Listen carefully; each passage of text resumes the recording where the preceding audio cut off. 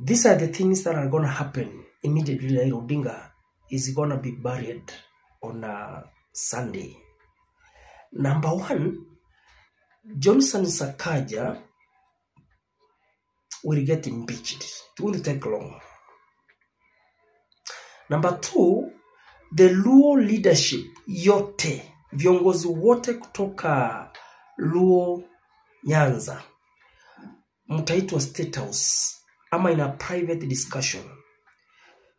Then Ruto awaelekeze ile mikakati yenye walikuwa wameweka na Raila Odinga. Hata kama hiyo mikakati haikuwa, atajaribu kuiweka because Raila Odinga will not be there to say no or say yes. It will happen. 3. Babu Owino, you might be called for a private discussion with William Ruto. Ruto knows how to identify those people who can influence the voting pattern or who are likely to divide the community. Ruto knows the potential of such leaders. So he might call you, Babu, for a private discussion. In this, you might be offered even a ministerial position. Embakasi istikuwe na by-election ya ubunge. Wewe uingie upewe pendera. I can quickly advise you, Babu, don't accept such. Your strength is in the people. Odinga has been very, very strong in this country because he was in touch with the people. You see, the moment he joined the handshake, his popularity faded kidogo. People have come out because Odinga has died to sympathize with the Odinga's death and such. Wamelia, wamekuwa emotional, ile love imerudi. Lakini imerudi ikiwa ashakufa. When he joined William Ruto, people, almost 60% of his followers or his supporters walikasirishwa na hiyo move.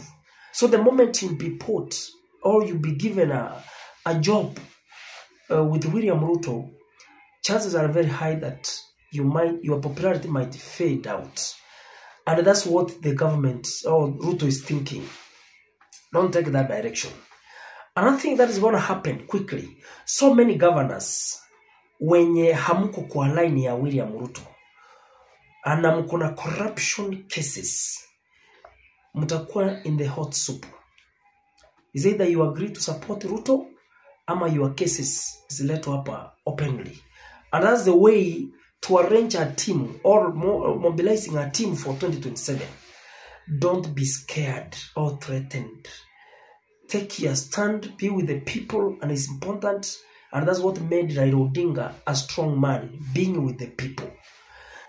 And again, there is a likelihood that now that Ruto missed his support from Mount Kenya, there's chances that Ruto might opt also to sign a new deal with the people from Nyanza by offering them the position of deputy president.